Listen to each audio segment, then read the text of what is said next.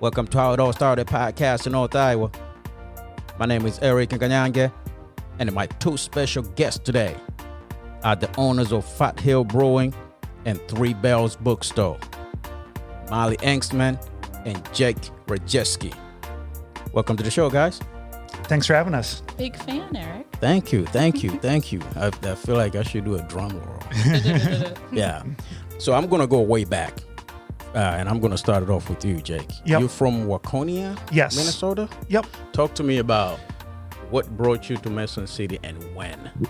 I went to high school and middle school in Waconia. And then I went to school in Winona at Winona State University, born in Burnsville and lived in Savage for a while, then a little town called St. Bonifacius. Okay. And then moved to Waconia. And then from there, graduated, moved to Winona. A lot of people get those mixed up, Winona, Waconia. And then went to school for photojournalism. And then my first job out of college was at the Globe Gazette. So that's what brought me here. Okay. Yep. Okay. How long were you at the Globe? I started in December of 2010 and left in February of 13. So, and then from there, some friends and I decided to start Mason City Brewing. Okay. So we got that open in February of 13. Then after a couple of years, I kind of decided that I wanted some more, kind of do my own thing, some more creative control. And luckily, Molly, we were married at the time, and We'll get into that. and I got that on my list. our skill set just like matched up very well. I kind of knew a lot of the operational things From the brewing. Yep. Okay. And then Molly knew the hard part, which is drawing people in, marketing. Yeah. You know, a lot of people say that brew good beer and people will come, but people really underestimate the importance of advertising. So that was in the summer of 2015. I decided 15 or 16. We opened Fat Hill Brewing in December of 2016. So kind of between Mason City Brewing and opening up the new place, I was kind of trying to decide what I wanted to do for a career. Had applied to a couple different places, and just kind of, it was fate. So you applied different places after you left the Mason City Brewing? Yep. Okay. Yep. Okay. So just because I wasn't quite sure, did I want some more experience somewhere else?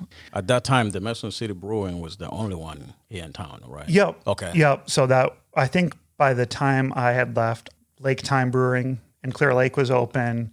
Okay. And then Worth Brewing up in Northwood. They've been at for 15 years, and didn't really find a job that I loved, that I wanted to move away for. And then it was just kind of fate that group of owners bought the building where we're at right now at 17 North Federal, and they approached us. So then we kind of started talking and end up being a really good fit. Okay. Hang on to that thought for a second. I'm gonna get back. I wanna do the connection from the Globe to the brewing. Yep. So you were working as a basically kind of like Photojournalism. Yep. How do you jump from there to beer brewing? Was that something you always had in the back of your mind? It's something you wanted to do? You have background on it? How was that? Not at all. Okay. No. Just shortly after I started at the Globe, some friends and I started brewing beer as a hobby, and just kind of fell in love with it, fell in love with the process. You know, it's an amazing thing. You can take 4 ingredients and make infinite number of different styles, you know? And just kind of really, really fell in love with it. At that time, craft beer was kind of experiencing a boom nationwide, and we didn't know if Mason City was right for it yet. So we actually did a Kickstarter campaign, and we exceeded our goal. So we kind of knew that Mason City was, as a town, was ready, and excited about it. Okay. So, you know, it was kind of a big leap when I left the security of a full-time job at the Globe. I was 25 at the time, no children. So I kind of figured it's kind of a risk to leave the security. Job, Yep. But I just kind of did it. I'm very glad that I did. You say you guys opened up Mason City Brewing in 2013? Yep, February of 13. You run that for 2 years, and then you was like, I can do my own. Yeah, it was just time for a change. Yeah. Fate had it that as I was trying to figure out what's next, the building that we're in was bought by new owners, and they showed interest. And I didn't really have that plan when I was leaving, but that's how it happened. And I'm very grateful that that's how it happened. Good deal. Now, before we digging into Fat Hill, Molly, Hi. you born and raised at Buffalo Center? How'd you know that? Listen, man, You've been Googling me, I do Eric. my homework. I do my homework. Yep. So I'm the local part of this. Yeah. Like Mason City was like the big town you came to get your braces off and get your prom dress, and like so I feel like I've really made it. I live here now. So what brought you to Mason City? The Globe. Yeah. So I worked so at the Globe you went too. to the Yep, Globe, and yep. that's where you guys met? Yep. Okay. Absolutely. Now you coming to the Globe. Yep. Did you how soon did you guys start dating when you work at the Globe? I don't know. Good question. I was only there for like a year, maybe. So What were you doing at the Globe? So I was on the online desk. So I helped people with their online subscription and did like the online ads and everything. Yeah. Okay. So both of you guys kind of have a journalism background a little bit? Yes, correct. Is that dream gone? I still love photography. Currently most of my photography outlet is either taking pictures of new beers when we release them or taking pictures of flowers or vegetables or bees in my garden, and I love to hike too. So some landscape photography and photojournalism. I really did love it. You know, you got to do something different every day, and kind of just by the nature of what you're doing, nothing that you were doing was boring. You know, it was all newsworthy. I feel very lucky that in my time at the Globe, I met a ton of people around town. Yeah. A lot of like politicians, business owners. That's actually where I met Jay Lala, who's our landlord now. He had a green roof installed at his building. That was one of my first couple months at the Globe. I got to go up on the roof, you know. They all have one thing in common. They drink beer. Right. So that's a great place. Now, Molly, back to you. Yeah. So you work at the Globe. What year was it when you start there?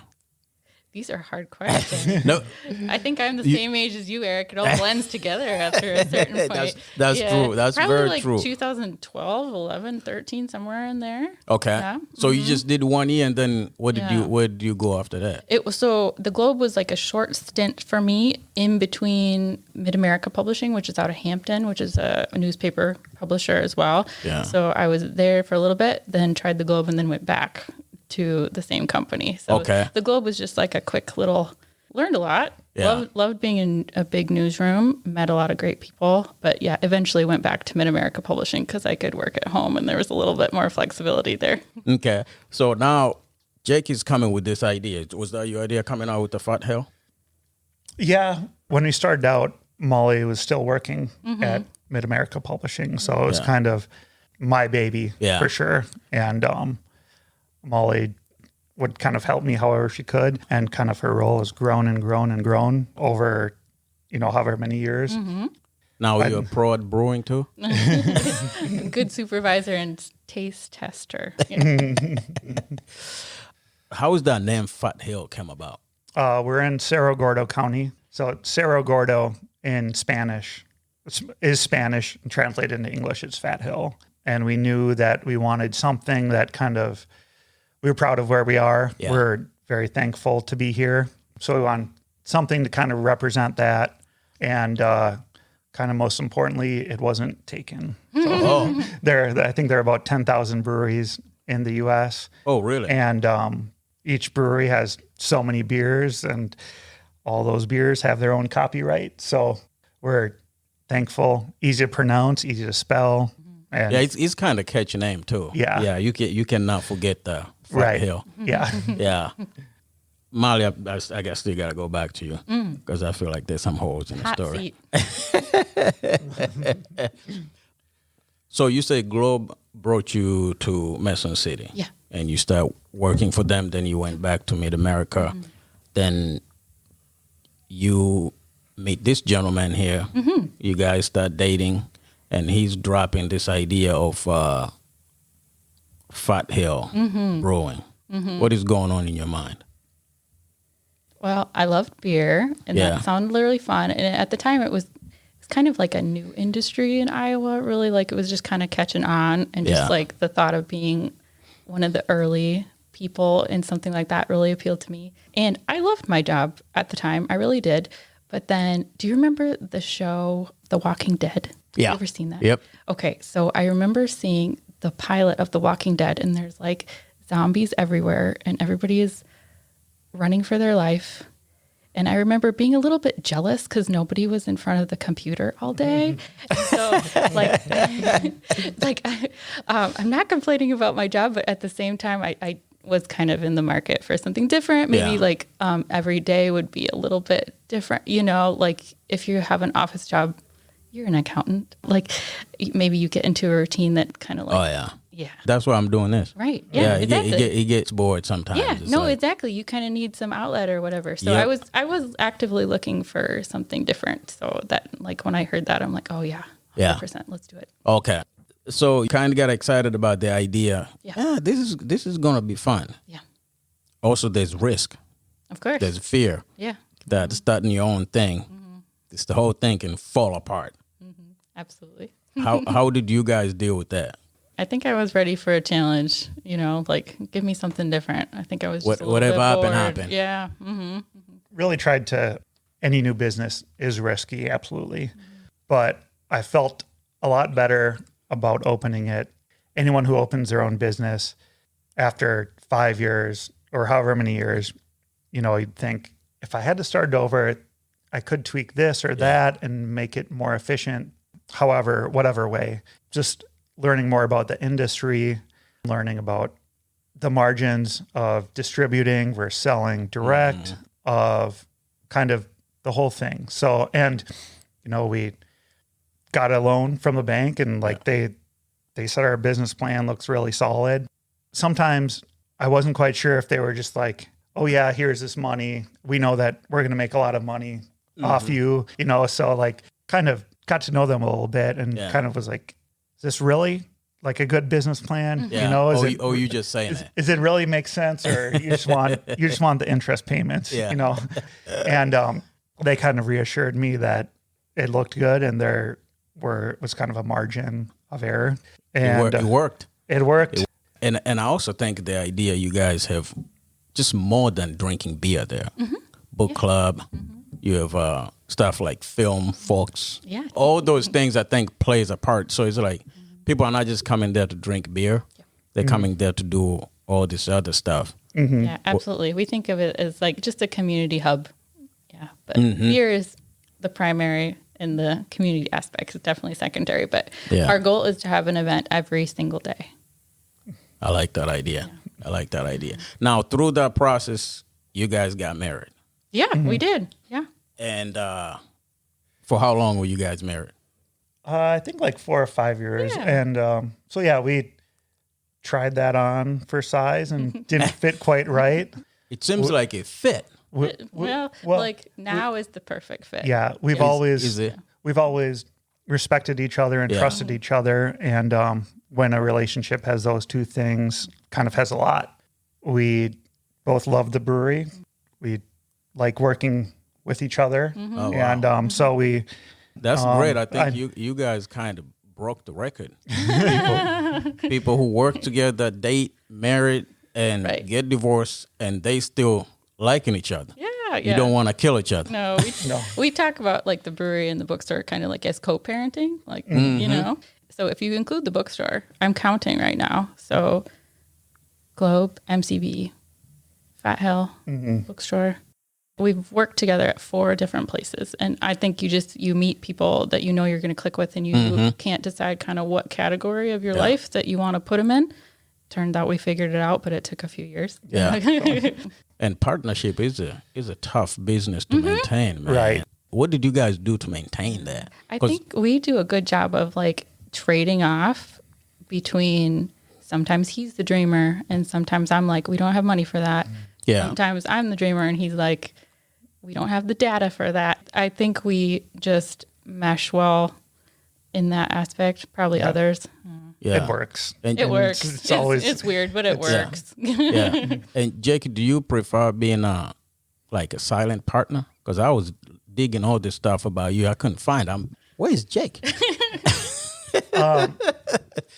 I prefer the back end stuff. So do I. like I fixed our boiler this morning while Molly was, publishing 20 events on Facebook. And so it's kind of a different front of house, back of house.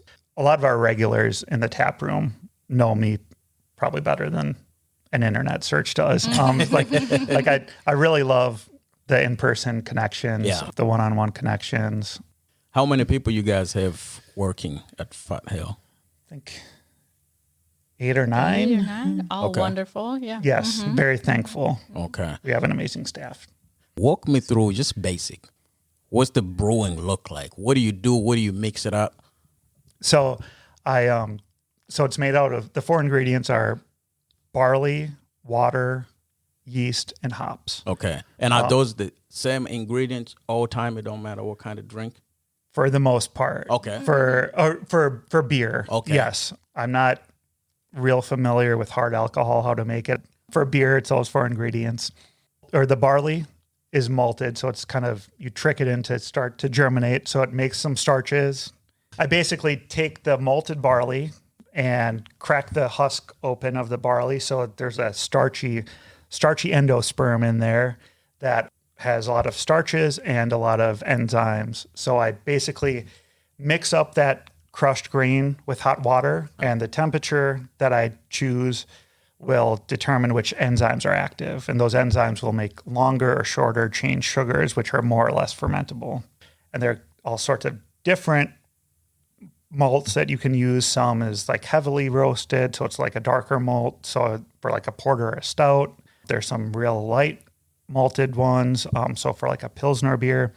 So kind of each recipe has, each beer has their own recipe. So I'll mix that up, pull the sugar out, and then it's like sugary water, basically. So I'll pull that liquid and leave the husks behind. And then we actually give those husks to a local farmer, and he feeds them to his pigs. Oh, okay. So Nice. it's nice that it kind of gets to be reused because it's a couple 100 pounds of malt. So we boil that sugary liquid, and we add some hops. The hops have some preservatives in it, some like antibacterial properties to the hops, and it also adds the bitterness to the beer and some flavors.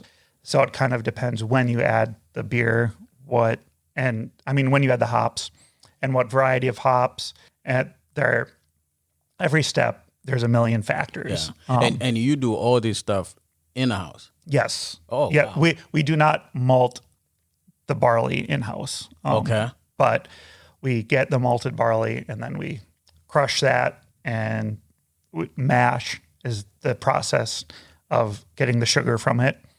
That will be interesting for me to watch. So I'm sure you got all type of tanks in the back. Yep.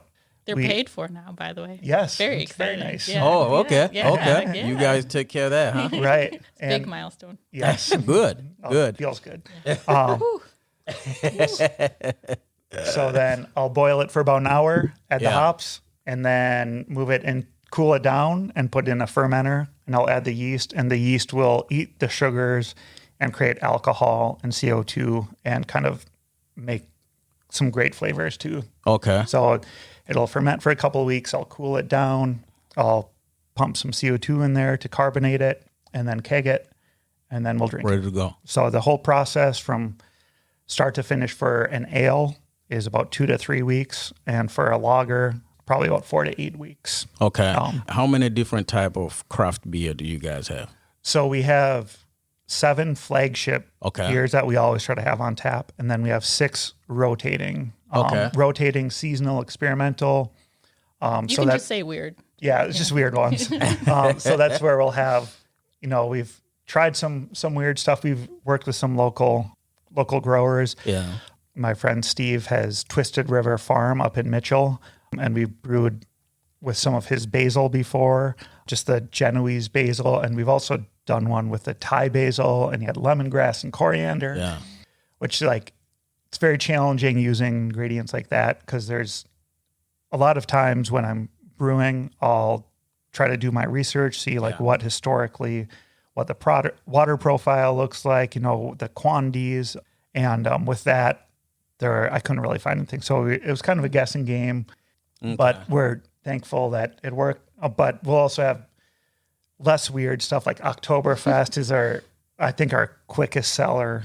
So that's obviously in the fall. Interesting. And then we'll do stuff like Doppelbock, some new IPAs, some very low ABV beers for the summer. Sours are big now. Yes. That wasn't a thing when we started out, but now definitely. Okay. And especially now with the patio, the seasonal beers are going to, I think, become more popular. And you guys are at the best location too. Yeah. Very thankful for where we are. Best location there. I want to connect to the Three Bells book. Yeah. Because I think that's what Molly. That's my baby. That's Molly's thing. That's my baby. You guys have this Fat Hill Brewing. It's going great. Yeah. Everything is going great. Yeah. Who came up with the idea of bookstore? Oh, it's me. That's all yours? Yeah. Molly, you're a businesswoman. You know what happened to the bookstores. Yeah. Independent bookstores around the world. You probably heard the guy named Jeff Bezos. Yeah. What was going on through your mind? We're in an interesting time right now for Talk to me. books. Yes. So the pandemic was very good for the publishing industry. People stayed home a little bit more, got to know reading, and they're still reading.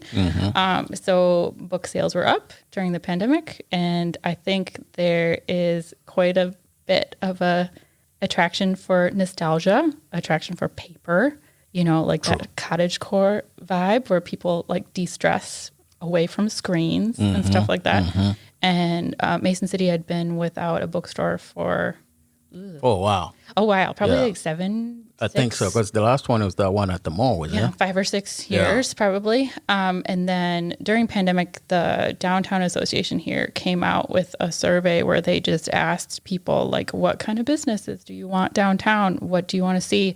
And bookstore came in as the number 2 request. Really? Yeah, number 1 was a specialty grocery store, which we had by the time I was reading the survey. I was like, oh. Oh, wow. Oh. Which that makes sense because a lot of people were so excited about the bookstore. It was a little overwhelming. It was a long process, though. I probably talked about it for 3 or 4 years, which is kind of like my pet peeve when people talk about stuff and don't do anything about it. And I was definitely doing that. But it definitely took us time to, get the confidence to do it, get the money to do it, get the plan in place. It's a whole other business. We've never done retail before.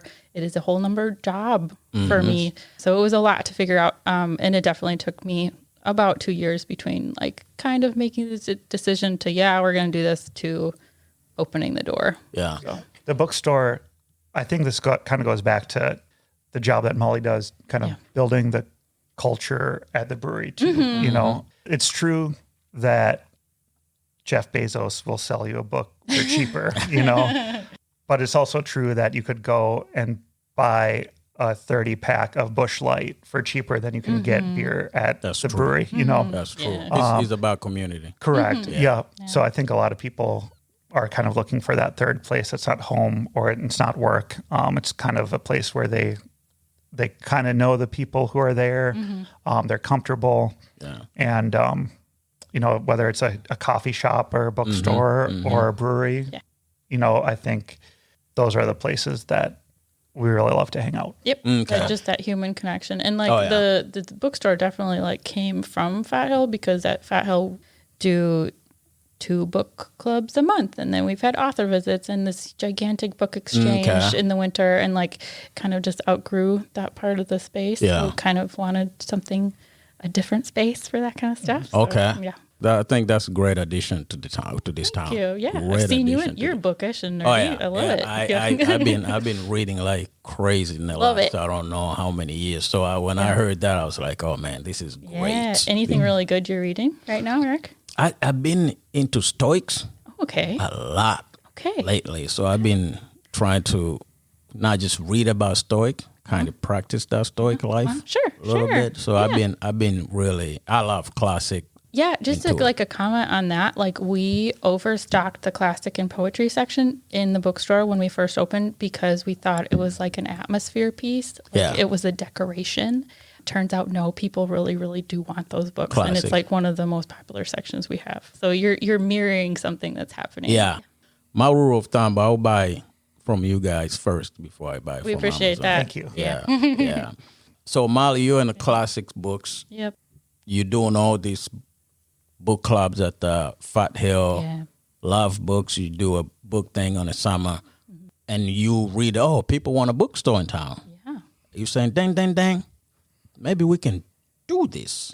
Yeah. And then it takes you, what, 3 years? 2 or 3, yeah. I think some turning points was where I ran into Julie Bulblitz, which used to run the bookstore in the mall. We had always kept in touch because she's amazing for book recommendations. And I like ran book clubs for years and years. So I would text Julie to see like, what are you reading now? What's Yeah. good? And she'd always text me right back. And then I ran into her again at a book club, probably like 3 or 4 years ago now. And we just got into conversation. Why isn't there a bookstore in town anymore? Yeah. Would you want to do that again? And like she was like, Oh, she was asking you? 100%. Oh. Or like I Oh, you asked asking her, yeah. because I had been like blabbing about it with no action whatsoever. Yeah. And asked her, like, would you be interested? Oh, you Yeah. would? Oh my gosh. And she was like 100% yes. That piece of the puzzle was gigantic. Like, because I just didn't have the experience that she did, and Yeah. she's got like. She's wonderful. Like she's a tent pole, the whole best. thing. Yeah. So once I had that little piece temporarily in place, I was like, I think that was like right before pandemic, I want to say. Okay. And so I spent pandemic, like I went to like probably 60 or 70 online book clubs with libraries and stores all around the United States. I took 2 classes online for book selling. Oh, wow. Yep. And then I took a class at Nyange, which was kind of like the last big push. Yeah. It's called Venture School out there. It's just kind of like an entrepreneurial boot camp. There is the competition aspect of it, and I won. I got first place. So Oh, wow. it was like a huge, like sort of a confidence boost also, which helps. And they give me some money, which also helps. And that was kind of the last piece. And we found a spot, which was a big challenge because we wanted to be downtown, and Yeah. it's hard to find something downtown. Nice spot, Yeah. though. Yes. Oh my gosh. Yeah, It worked out perfect. Nice spot there. Yeah. And I will admit that I did not believe in it when I first saw it because it was a storage room for the big historic building that it was in. And there was like, Oh, so they will use that spot as Stacked, storage? Yes. stacks Okay. 6 feet high with random lumber right. and super Oh, wow. dark. building materials. Yeah, no lights. Ceiling kind of falling down, Yeah. et cetera. So yeah, wow. it has had a big transformation. It's very nice now. So Jeez, do you guys have the picture of before? yeah, You do? yeah. If you Oh, that'll scroll, be- if you scroll way back on the Facebook page for Three Bells, you'll see a couple of. I think it would be interesting yeah. to put those pictures side by Me side. too. Yeah, Me too. that would be interesting Yeah, to see. I should have took more. Yeah. What do you think is what's the role of the independent bookstore plays Yeah, in the community? Yeah, just to be the mirror of the people that live here. It's been so fun to see like what people actually want, what they're really reading. We have a lot of data as bookstore owners now. Like it's a very data-driven industry. You the system we have for the bookstore is amazing. Like I can click on one book and I can tell how many titles of that book that the bookstores in Ames have in stock. How many bookstores in Decorah have that? And sometimes we are exactly on trend with Iowa or national, and sometimes we're not. So I just kind of like listen to what my people want and give it to them. I like that. What do you want the people in Mason City to do North Iowa in general to do beside coming in there and buy books?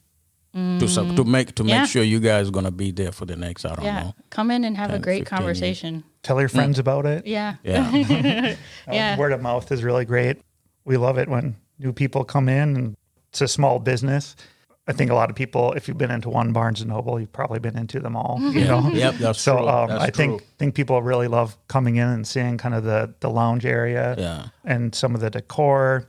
The great thing about being in a bookstore, the customers and everything, when you're in there, you definitely have one thing in common with everyone else in there. You're a reader, True. and it's not the most common thing amongst everyone. Yeah. So whenever anyone can find someone with their same, not super popular hobby, that's a great thing. Yeah. And I always just say or ask people when is the last time you had a really great hour-long conversation with a complete stranger? and you can definitely do that in the bookshop, especially with book club. It makes it so easy for you. I've definitely had that situation where two people sitting next to each other at book club turn to each other and after an hour of talking to each other, they're like, "Are you my neighbor?" We've never talked to you before. I don't know your name, but it works. Nice. How many book clubs do you run right now? Oh, too many, Eric. So we run 2 right now at the bookstore, 1 for fiction, 1 for nonfiction. And then at Fat Hill, I also have 1 for fiction, 1 for nonfiction. And then I have 1 with my friends in Mason City. I have 1 with my high school friends. And then I come to the library book club as much as I can, which is not enough. And then there's a band book club that meets at the library that I come to once every 6 months. I wish it was more often. And then any online book clubs that I see, I go to those too. It's too many. It's too many. How many books do you read in a month? I wish I read more, tons more, but probably 5 or 6 a month, which is not enough. It's never enough. Do you have a library at home? Yeah, it's cheap insulation. It makes your house warmer. I like that. I never heard that one before. Jake, what type of books you read? I read mostly nonfiction. Okay. I've kind of been in the streak last couple of years of reading about whole books about one topic. So one will be about the color blue, or one will be about beavers. Sleeping was a really good one. I really love nature, getting outside. I read Sand County Almanac by Aldo Leopold a while ago, and that's kind of jumped up my favorites list. So a lot of nonfiction. Okay. I love to learn. Recently, I've been starting to get into fiction. It's a good break from facts about the colors that birds can see. That's true. What is the best classic book you read? That's too hard, Eric. I know. We're gonna burn. What's that? The Fahrenheit 451. We're gonna burn everything except that one book. Oh, okay. Can I have 2? Can I have 1? Is it 2? No, just 2. 1. Okay, so I'll do. This is tough. So I'll do Persuasion by Jane Austen. It's about second chances. It was the last book that she finished. She's a clever, funny gal, but I think she was probably sick at the time. So it leans some poignancy to her work that probably wasn't in others. And it's obviously the oldest Austen heroine there is, which is she's ancient at 28 or 27. But just a great character study. Era was she? And was it 18th century? Yeah, was it 18th early century? 18th century. How was she able to publish books? Because back then the women couldn't. Yeah, she published under the name A Lady. So they didn't They did assign not. her a name. And Okay. her brother was a sort of big shot lawyer or businessman, banker in London, and he used his connections to get her published. To get it published. Yeah. Oh, she was a lucky one. Yeah. She was, actually. Yeah. Jake, what about you? We burn everything down. You keep one book. So one hard. book. That's really hard. I know the question is meant to be hard. I'd say, at least in the last couple years, the book that's kind of stuck with, it's hard. The book that's kind of stuck with me the most, I recommend it to a lot of people, called 4,000 Weeks. Okay. It's basically a time management book that says that all time management books are bunk. So you should just you should read it. Okay. But the gist of it is nobody has time for everything. So if you focus on the things that are really important to you and that make you happy, you're not going to be able to do everything anyway. Yeah. So if you stick to the important things. First thing first. Yes. Right. Yeah. But Eric, you have to answer this question too. And no cutting this part. Oh, wow. One book. Yeah.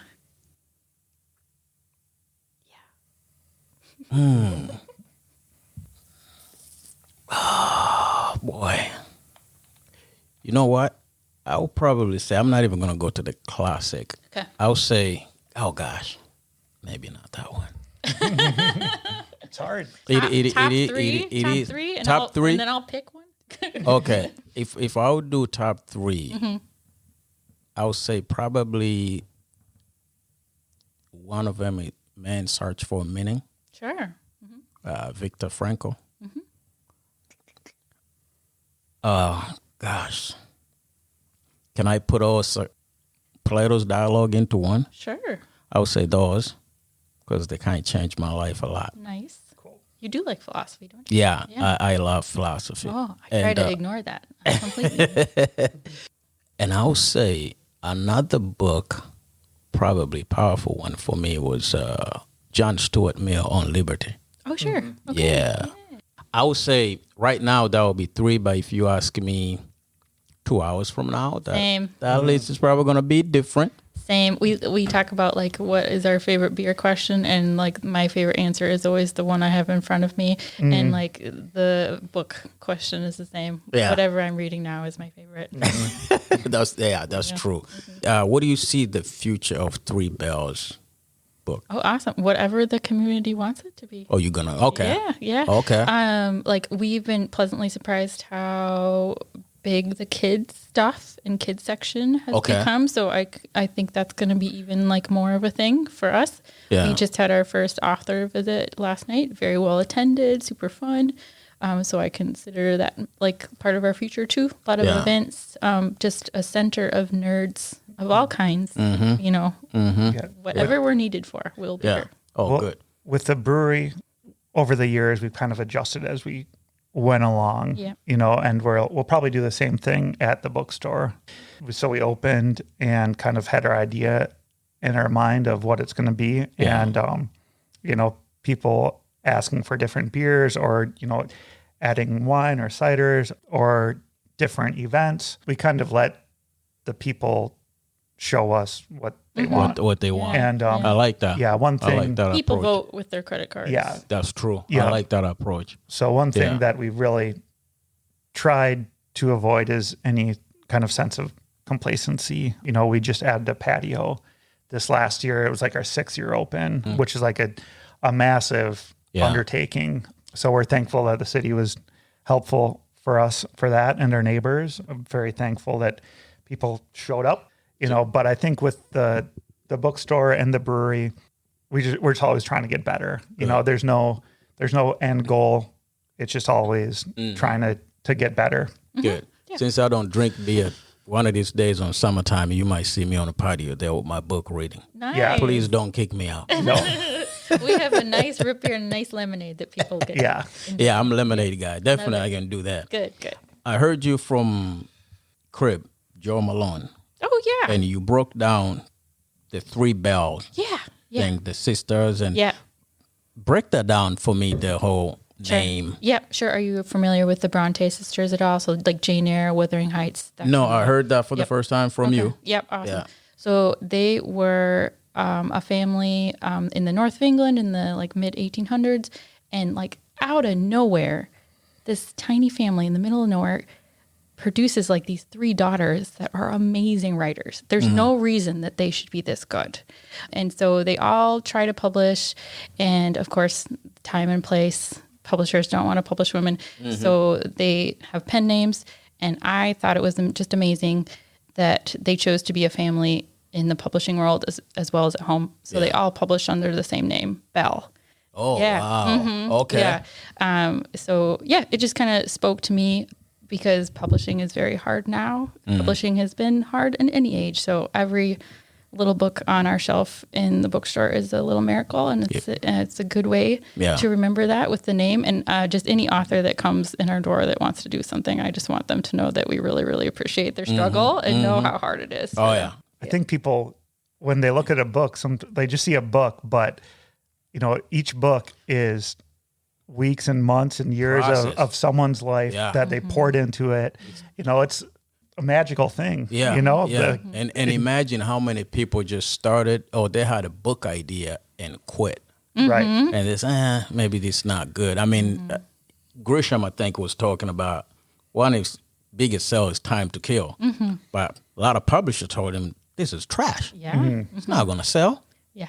Keep your job. Yeah. This is not going to work. Stephen King has a book about writing called On Writing, and he says in that book that he used to keep his rejections on like a nail in his office. Like when he'd get a paper rejection, he'd like impale it on this nail, and eventually he had so many rejections he had to switch to like a railroad spike type of thing because it was like petering off the wall. So yeah, it takes people a long time to get out there. You guys thinking about writing a book? I don't really have any interest in that. Always, but yeah, well, maybe when I retire. I mean, you might as well just write now. Next set of question is going to be just rapid question, just whatever comes to your mind to go. Okay. Coffee or tea? Coffee. Diet Coke. Diet Coke? No coffee, no tea for you? Diet Really? Coke. Yeah. Oh, wow. Yeah. What type of world are you living in? I know, right? No coffee, no tea? No. Jeez. What is your go-to music when you're happy? Dua Lipa. Right now. I like to listen to a wide variety. Been listening to a lot of Lyle Lovett recently. Okay.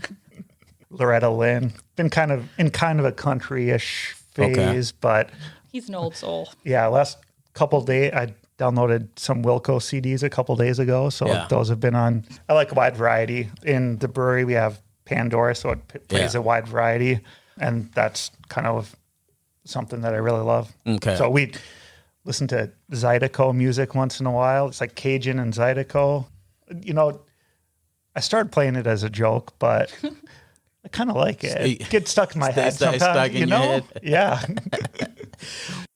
If you have a chance to have a dinner with any historical figure, dead or alive, who would that be? Oscar Wilde. He's hilarious. Okay. I just think he would be the funniest, like crassest, like wonderful dinner guest ever.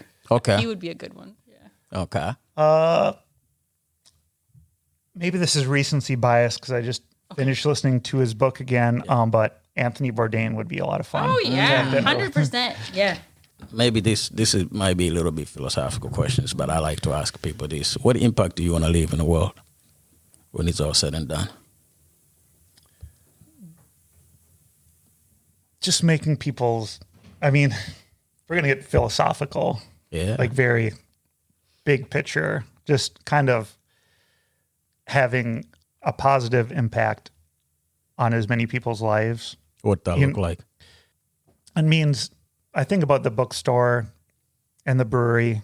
We've had some regulars at the brewery who, you know, have lost family members, and we're like the first place that they go. And we send a bouquet of flowers sometimes to a funeral. Ollie's really good about that, to kind of let them know that, you know, they have someone.